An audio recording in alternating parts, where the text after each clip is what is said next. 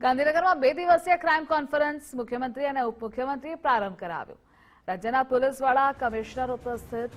Cyber crime, આતંકવાદ સહિતના મુદ્દા પર ચર્ચા થશે। સ્માર્ટ ટેકનોલોજીનો ઉપયોગ પર પણ ચર્ચા વિચારણા આ ક્રાઇમ કોન્ફરન્સમાં થશે। 2 દિવસીય આ ક્રાઇમ કોન્ફરન્સ હશે। ગાંધીનગરમાં તેનું આયોજન કરવામાં આવ્યું છે। મુખ્યમંત્રી અને ઉપમુખ્યમંત્રીએ આ ક્રાઇમ કોન્ફરન્સનો પ્રારંભ કરાવ્યો। રાજ્યના પોલીસ વડા અને કમિશનર ઉપસ્થિત રહ્યા છે। સાયબર ક્રાઇમ, આતંકવાદ સહિતના અલગ અલગ વિષય પર મુદ્દા પર ચર્ચા આ કોન્ફરન્સમાં કરવામાં આવશે અને આ મુદ્દે સંવાદદાતા નિકુંજ જોડાયેલા છે। નિકુંજ, ગુજરાતમાં 2 દિવસીય ક્રાઇમ કોન્ફરન્સની શરૂઆત પ્રારંભ કરાયો છે।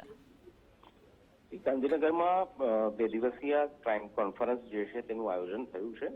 મુખ્યમંત્રી ભૂપેન્દ્ર પટેલ અને નાયબ મુખ્યમંત્રી હર્ષ સંઘવીએ આ ક્રાઇમ કોન્ફરન્સની શરૂઆત કરાવી છે। રાજ્યના પોલીસ વડા સહિત તમામ સિનિયર પોલીસ અધિકારી, કમિશનર અને જિલ્લા પોલીસ વડા આ ક્રાઇમ કોન્ફરન્સની અંદર હાજર છે, ઉપસ્થિત છે।